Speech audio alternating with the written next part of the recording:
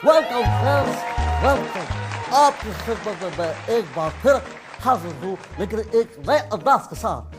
आपने हमेशा मुझे तकरीरें करते देखा होगा, धरने करते देखा होगा, लेकिन आज आपने जो मेरा रूप है कभी नहीं देखा होगा। ये जो शेर है मेरी दिल की आवाज़ है, जो कि मैं आपके साथ पेश करने जा रहा हूँ। वो शरीफ था, शराफत से खाकर चला गया। वो शरीफ था, शराफत से खाकर चला गया। 50 रुपए में जमानत करा के चला गया।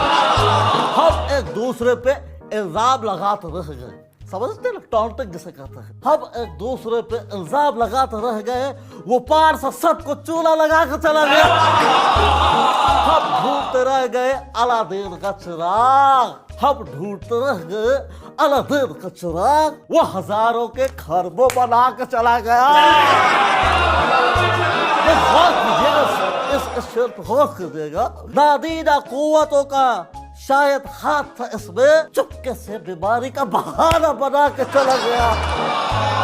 वो पाए नहारे के तो होते हैं सब शौकीन, पर वो तो सारा मुल्क खा के चला गया।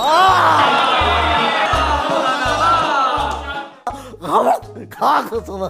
जिसको समझते थे सब शेर की मानत, पर जिसको समझते थे शेर की मानत, गीदड़ की तरह दुम दबा के चला गया। कहता था जो नेल्सन मंडेला बनूं कब है, 2-4 दिन की कैद से घबरा के चला गया। हमने सुना था जो वोटर की इज्जत को बहा, अपने वोटर से दावत छुड़ा के चला गया।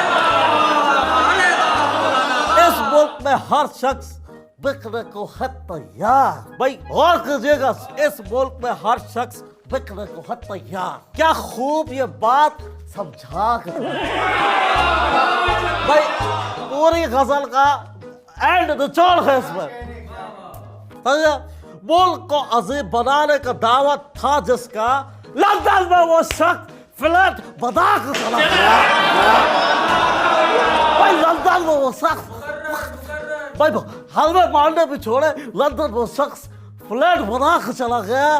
भाई क्यों मोल ली थी आखिर अरबाब इख्तियार ने? और पूरा तो होना दीजिए, इसको बहुत समझ में आ रहा है। शायद वो सब की कीमत चुका के चला गया।